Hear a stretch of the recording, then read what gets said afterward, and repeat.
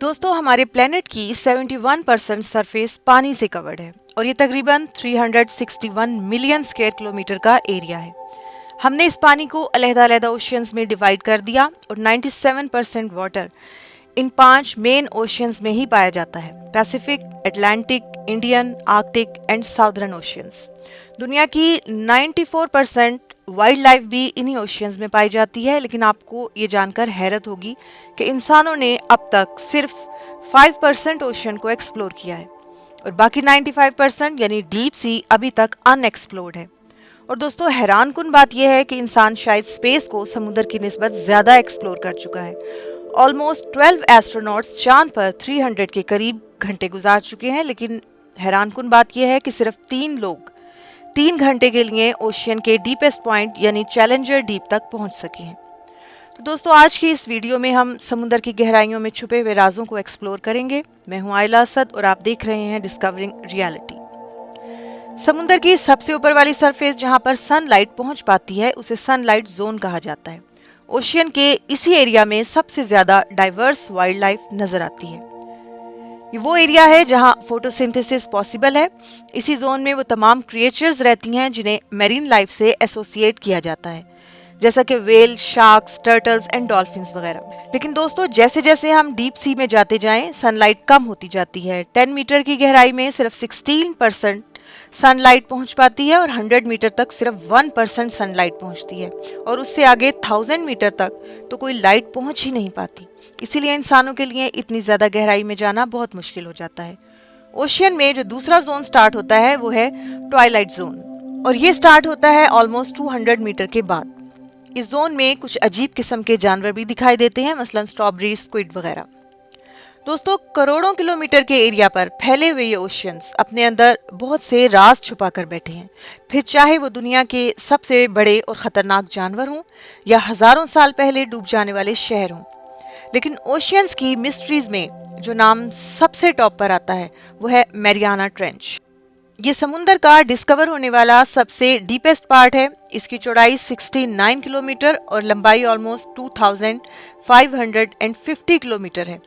ये trench Pacific ocean में Guam island से 350 किलोमीटर साउथ वेस्ट की तरफ ट्रेवल करने पर आता है।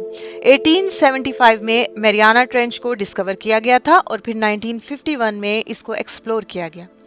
इंसान अब समुद्र की ऐसी गहराई में पहुंच गया था जहां हर तरफ सिर्फ अंधेरा ही अंधेरा था।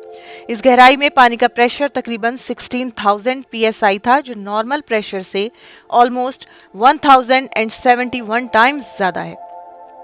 लेकिन दोस्तों, हैरत अंगेज बात यह है कि इतनी गहराई जहां सूरज की रोशनी बिल्कुल भी नहीं पहुंच सकती और पानी के इस कदर प्रेशर के बावजूद मैरियाना ट्रेंच में जिंदगी मौजूद है।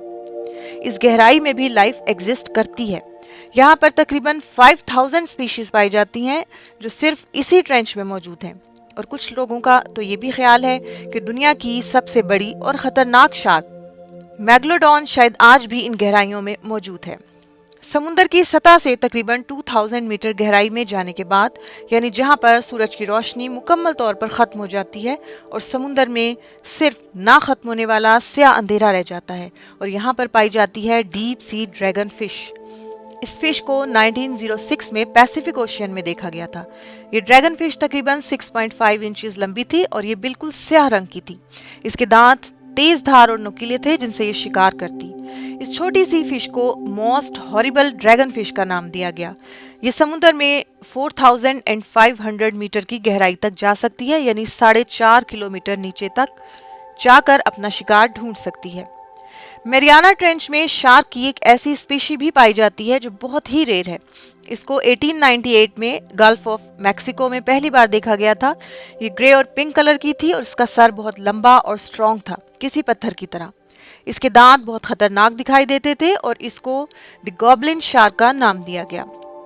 गॉब्लिन शार्क शिकार करने के लिए अपने जॉ को बड़ा करके शिकार को इसमें आसानी से काबू कर सकती थी।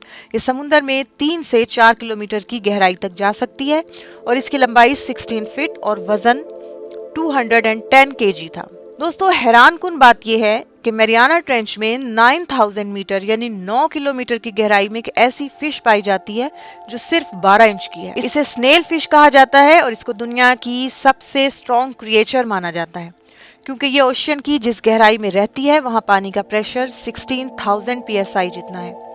ये देखने में वाइट और ट्रांसपेरेंट होती है। ये अब तक की सबसे ज़्यादा गहराई में पाई जाने वाली स्पीशी है। दोस्तों समुंदर की गहराई में छुपे ये क्रिएचर्स हमारी सोच से भी ज़्यादा हैरानकुन और मिस्टीरियस हैं। अगर आज की ये वीडियो आपको पसंद आई है तो कमेंट्स में अपनी राय का इजहार ज़रूर कीजिए। वीडियो को लाइक और चैनल को सब्सक्राइब कीजिए ताकि आप इस तरह की इंटरेस्टिंग एंड इन्फॉर्मेटिव वीडियोस देखते रहें।